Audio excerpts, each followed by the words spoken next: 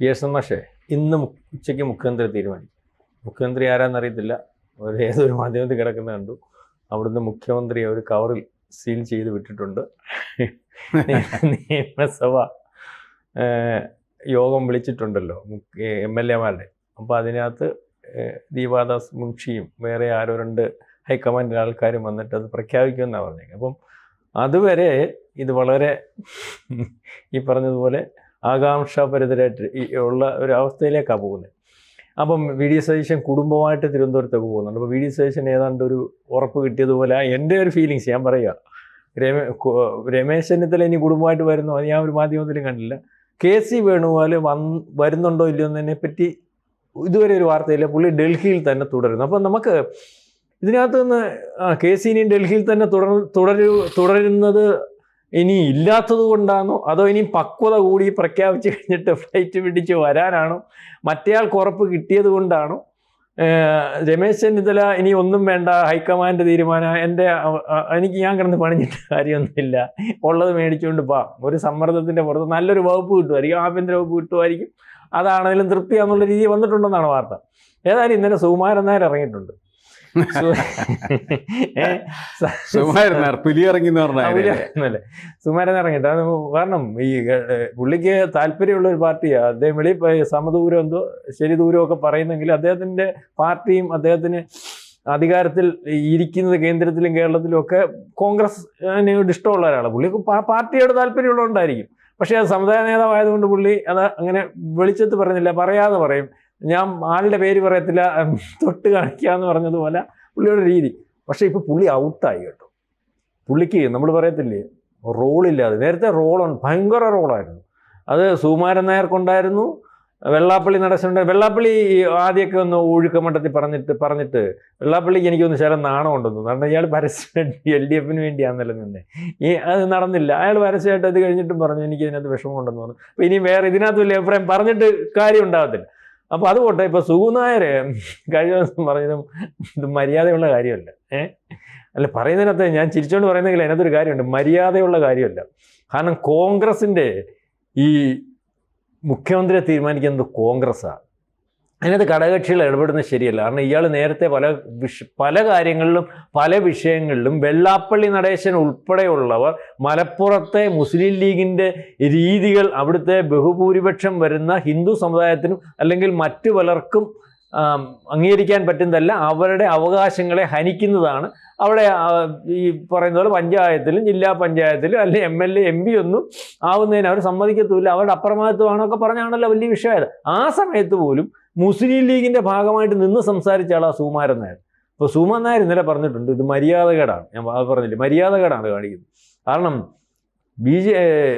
കോൺഗ്രസ് പാർട്ടിയുടെ ഒരുപക്ഷെ നേതാവിനെ തീരുമാനിക്കുക, നേതാവ് തന്നെയാണല്ലോ മുഖ്യമന്ത്രി, നിയമസഭാ കക്ഷി, നേതാവിനെ തീരുമാനിക്കുന്ന കോൺഗ്രസിന് അധികാരം. അതിനകത്ത് ഇടപെട്ടത് ശരിയല്ല. നേരത്തെ തന്നെ ഇടപെട്ടു. അത് യാതൊരു കാരണവശാലും അംഗീകരിക്കാൻ പറ്റുന്ന ഒരവസ്ഥയില്ല. ഈ രീതിയിലേക്ക് പോയാൽ ഇവിടെ മുസ്ലിം ലീഗിൻ്റെയും മുസ്ലിങ്ങളുടെയും തിട്ടൂരം, നമ്മളെല്ലാം പറയുന്ന പോലെ തിട്ടൂരം അനുസരിച്ച് കാര്യങ്ങൾ മുന്നോട്ട് പോകും. അതായത് കാര്യങ്ങൾ ഇന്ന് അവതരിപ്പിക്കുമ്പോൾ ഒരുപക്ഷെ മുഖ്യമന്ത്രി സതീശനാണെങ്കിൽ അതിനകത്ത് യാതൊരു തർക്കവുമില്ല. എല്ലാ മാനദണ്ഡങ്ങളും നമ്മൾ വിചാരിക്കുന്നില്ല, പാർട്ടി നേതാക്കന്മാരുടെയും അല്ലെങ്കിൽ ഈ പറയുന്ന ഹൈക്കമാൻഡ് ഒരു നേതാവിനെ മുഖ്യമന്ത്രിയെ തീരുമാനിക്കുന്ന മാനദണ്ഡങ്ങളും ഒക്കെ മറികടന്നാണ് വരാൻ പോകുന്നത്. ഇതിനകത്ത് മത്സരിക്കാതിരുന്നു എന്നുള്ളത് പിന്നത്തെ കാര്യം. അങ്ങനെ മത്സരിക്കാതിരുന്നിട്ട് ആന്റണിയൊക്കെ വന്നിട്ടുണ്ട്. അപ്പം സതീശനെ തീരുമാനിക്കുവാണെങ്കിൽ അതിനകത്ത് ഒറ്റ വിരട്ടൽ, അല്ലെങ്കിൽ ഈ പറഞ്ഞതുപോലെ ഇന്നലെ മുസ്ലിം ലീഗ് കൂടി ഒരു കമ്മിറ്റി, അതിനു മുമ്പ് മുസ്ലിം ലീഗിൻ്റെ ഇന്നാൾ മുഖ്യമന്ത്രി ആയാൽ മതി, അതിനുശേഷം തെരുവിലിറങ്ങി മുഖ്യമന്ത്രി ഇന്നാളായില്ലെങ്കിൽ ഈ കാണിച്ചു തരാം. അതുപോലെ പ്രിയങ്ക ഗാന്ധിയെയും രാഹുൽ ഗാന്ധിയെയും കോൺഗ്രസ് നേതൃത്വത്തെയും മൊത്തം വെല്ലുവിളിച്ച് മുഖ്യമന്ത്രി ഇന്നാളായിരിക്കണം, അല്ലെങ്കിൽ കേരളത്തിൽ പണി നടക്കത്തില്ല എന്ന് ജമാഅത്തെ ഇസ്ലാമി മുസ്ലിം ഭീകരന്മാരും തീരുമാനിച്ചു. അത് മലബാർ ഉൾപ്പെടെയുള്ള, നമ്മൾ ഇന്നലെ ചർച്ച ചെയ്ത മലബാർ ഉൾപ്പെടെയുള്ള MLA-മാരെയും മറ്റു പലരെയും പ്രവർത്തിക്കാൻ അനുവദിക്കുന്ന ഒരവസ്ഥയില്ല. അത് ഒരു താക്കീതുള്ള രീതി. അതിനകത്ത് വീണു പോയിട്ടുണ്ടെങ്കിൽ ഇന്ന് സതീശൻ തന്നെയായിരിക്കും മുഖ്യമന്ത്രി. അപ്പോൾ സുകുമാരൻ നായർ പറഞ്ഞതും ഇതാണ്. നമ്മൾ ഇന്നലെ പറഞ്ഞതുപോലെ ഈ മുഖ്യമന്ത്രി 5 കൊല്ലം കഴിയുമ്പോഴത്തേന് കേരളത്തിൽ വളരെ കൃത്യമായിട്ട് ചിലരാഗ്രഹിച്ച കാര്യങ്ങൾ ഉരുത്തിരിയും, സംശയമില്ല.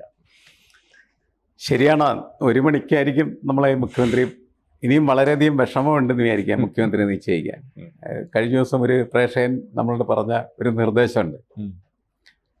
കേരളം എന്ന് പറയുന്നത് തിരുവിതാംകൂർ, കൊച്ചി, മലബാർ ഇതായിരുന്നല്ലോ സാർ.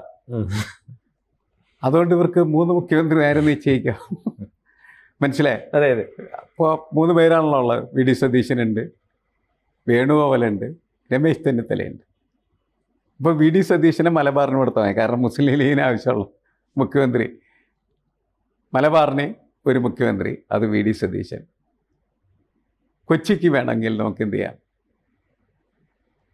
വേണുഗോപാലിനെ സജസ്റ്റ്. അല്ല, കൊച്ചിയിലുള്ള ആള് ഇദ്ദേഹമല്ലേ വി.ഡി. സതീശൻ? അല്ലല്ല, ആർക്കാണ് പ്രിയങ്കരൻ? മുസ്ലിങ്ങൾക്കാണ്. അതെ, മലബാറിനാണ്. മലബാറിന് സതീശനെ. അതാണ് നല്ലത്. വേണുഗോപാലിനെ കൊച്ചിയിലും തീരുമാനിക്കാം, രമേശ് ചെന്നിത്തലയെ തിരുവാങ്കൂറിലും നിശ്ചയിക്കാം. അപ്പൊ തിരുവാങ്കൂറിനും കൊച്ചിക്കും മലബാറിനും 3 മുഖ്യമന്ത്രിയായി. കോൺഗ്രസിന്റെ ഏറ്റവും ബെസ്റ്റ്. എല്ലാ പ്രശ്നങ്ങളും തീരുവതുണ്ട്, എല്ലാവരുടെയും ആവശ്യങ്ങൾ സാക്ഷാത്കരിക്കപ്പെടും. അങ്ങനെ ഒരു നിർദ്ദേശമാണ് പ്രേക്ഷകർ വെച്ചത്. പക്ഷേ എങ്ങനെ അത് ഉൾക്കൊള്ളാൻ കഴിയും എന്നുള്ളത് കോൺഗ്രസ്സാണ് തീരുമാനിക്കേണ്ടത്. പക്ഷേ പ്രശ്നങ്ങൾക്കെല്ലാം ഏറ്റവും നല്ല പരിഹാരമാണ്. ആർക്കും പിന്നെ യാതൊരു വിധമായിട്ടുള്ള ബുദ്ധിമുട്ടുകളും ഉണ്ടാവില്ല എന്നുള്ളതാണ് അതിൻ്റെ ഒരു പ്രത്യേകത. പക്ഷേ നമ്മൾ നേരത്തെയൊക്കെ പറയുന്ന പോലെ ഒരു നാച്ചുറൽ ചോയ്സ് എന്ന നിലയ്ക്ക് വി.ഡി. സതീശൻ പഴയ പ്രതിപക്ഷ നേതാവ് മുഖ്യമന്ത്രിയാവും. അതിനുള്ള സാധ്യതയാണ് ഉരുത്തിരിഞ്ഞു വരുന്നത്. അതിലാകെ കുഴപ്പം പിടിച്ച ഇടപെടൽ എന്ന് പറഞ്ഞാൽ മുസ്ലിം ലീഗിൻ്റെയാണ് എന്ന് മാത്രമേ ഉള്ളൂ.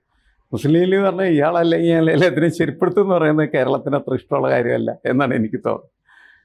എന്തായാലും നമുക്ക് കാത്തിരുന്ന് കാണാം ഉച്ചയ്ക്ക് 1 മണിക്ക് എന്താണ് ഇതിൽ സംഭവിക്കുക എന്നുള്ളത്. ഇപ്പം കുറച്ച് ദിവസം മുമ്പ് നമ്മൾ പ്രേക്ഷകന് ഇങ്ങനെയൊക്കെ മറുപടിയൊക്കെ പറഞ്ഞ് നമുക്ക് രാഹുൽ ഗാന്ധിക്ക് എത്തിച്ചു കൊടുക്കാൻ കഴിഞ്ഞിരുന്നെങ്കിൽ അതിന് ഒരു സൊല്യൂഷൻ അങ്ങനെ തന്നെ ഉണ്ടാകുമായിരുന്നില്ലേ? പിന്നെ തീർച്ചയായും മാർപ്പാപ്പയെ തെരഞ്ഞെടുക്കുന്നതിന് പോലും ഇത്ര ഒരു അല്ലെ, സുകുമാരൻ നായർ ഇറങ്ങിയ ഒരു വിഷയം നമ്മൾ സംസാരിച്ചു. നേരത്തേക്ക് സുകുമാരൻ നായർ നേരത്തെ ഇറങ്ങിയിട്ട് അവർ പ്രഖ്യാപിക്കുമായിരുന്നു പുള്ളി താക്കോൽ സ്ഥാനത്ത് നായരുവനോട്. പുള്ളിയുടെ താക്കോലും പോയി, മടിയും പോയി. അല്ല, ഇപ്പൊ പിന്നെ അങ്ങനത്തെ വിഷയം പുള്ളിക്കില്ല. ആര് മുഖ്യമന്ത്രിയായാലും അതൊന്നും അതറിയത്തില്ല, അത് പറയണ്ട. പക്ഷെ അതില്ല, എവിടെ നിന്നാണെന്ന് താക്കോൽ സ്ഥാനത്തിന്റെ കാര്യം പറഞ്ഞിട്ട് പുള്ളിയുടെ താക്കോലും പുള്ളിയുടെ നേരം ഒക്കെ ഉണ്ട്. തിരുവഞ്ചൂർ രാധാകൃഷ്ണൻ അന്ന് NSS തിരുവഞ്ചൂർ രാധാകൃഷ്ണനെ മാറ്റി താക്കോൽ സ്ഥാനത്ത് രമേശ് ചെന്നിത്തലയ്ക്ക് കൊടുത്തത്. അല്ല, NSSന് ഇപ്പൊ പ്രശ്നം ഉണ്ടാക്കേണ്ട കാര്യമില്ല. വേണുഗോപാലായാലും നായരാണ്, രമേശ് ചെന്നിത്തലയായാലും നായരാണ്, വി.ഡി. സതീശനായാലും നായരാണ്. ഞാനതാ പറഞ്ഞത്, പുള്ളിയുടെ നായരുണ്ട്. ഇവര് 3 നായരാന്നുള്ള കാര്യം നമുക്ക് ബോധ്യമുണ്ട്. പക്ഷേ അതുകൊണ്ട് അവർ നേരത്തെ അറിയത്തില്ലേ, താക്കോൽ സ്ഥാനം വേണമെന്ന് പറഞ്ഞിട്ട് തിരുവഞ്ചൂർ രാധാകൃഷ്ണനെ ആഭ്യന്തര വകുപ്പ് മേടിച്ച് രമേശ് ചെന്നിത്തലയ്ക്ക് കൊടുത്തു. പ്രിയസ് മാഷ് പറഞ്ഞ ന്യായം വാങ്ങി തിരുവഞ്ചൂർ രാധാകൃഷ്ണൻ നായരാ, കറുത്തിരിക്കുവാന്നേ ഉള്ളൂ, കറുത്തിരിക്കുക. അന്നാരണ്ടൊക്കെ ചോദിച്ചു കറുത്ത നായരല്ലേ ഒന്ന്. അപ്പൊ ഇത് 3 നായരിനകത്ത് പുള്ളിക്കൊരു നായരുണ്ട്. അതായിട്ടില്ല, അതായിട്ടില്ല, അതാണ് നായര്, പുള്ളിയുടെ നായര്. നോക്കാം 1 മണിക്ക് എന്ത് സംഭവിക്കുന്ന അറിയാം. കൂടുതൽ വാർത്തകളും വിശേഷങ്ങളും നിങ്ങളിലേക്ക് എത്താൻ ABC മലയാളം സബ്സ്ക്രൈബ് ചെയ്യുക, ബെൽ ബട്ടണും അമർത്തുക.